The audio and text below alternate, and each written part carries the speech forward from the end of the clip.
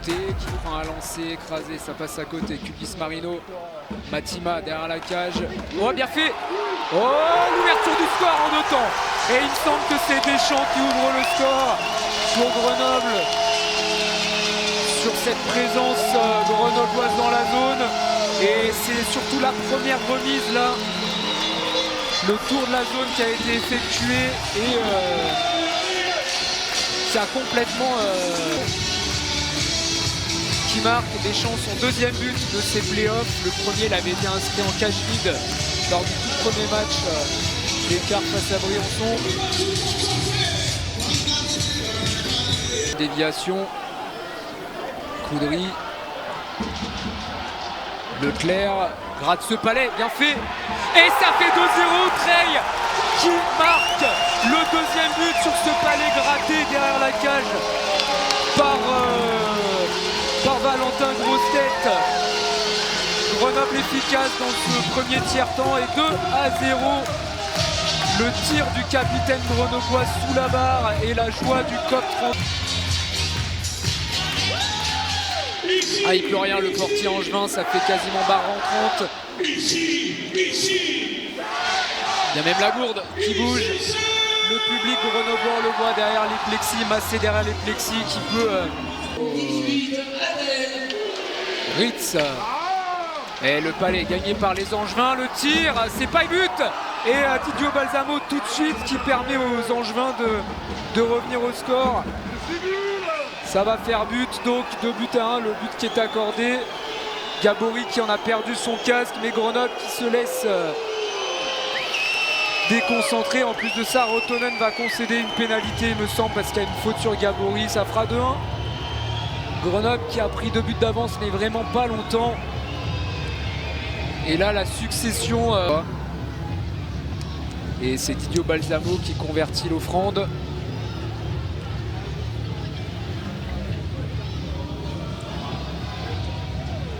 Alors, ce qui est sûr, c'est que Rotonen prend une pénalité. Ça, c'est une certitude. Oh, la relance rapide. Deschamps, il est sorti à temps de la zone. Il n'y a pas de hors-jeu. Deschamps plein axe. Faut tirer, Deschamps. Oh, ça fait but entre les jambes.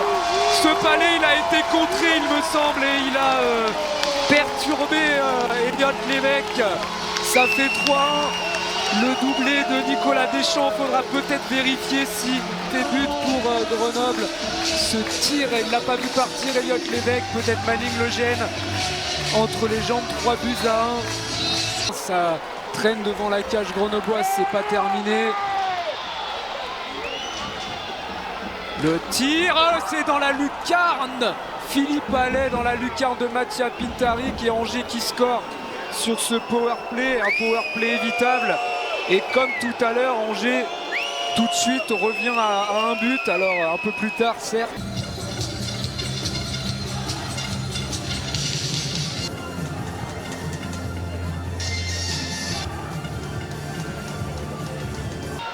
On envoie au fond Beauchemin. Oh, attention! Et but! Le but pour Grenoble, signé Guillaume Leclerc sur ce travail de Beauchemin. Alors que Grenoble avait du mal à s'installer, à sortir de la zone et sur la première, sur l'une des seules sorties à peu près structurées de cette période, qui là encore ne peut rien. 4-2 à 1,27 de la fin de ce deuxième tiers.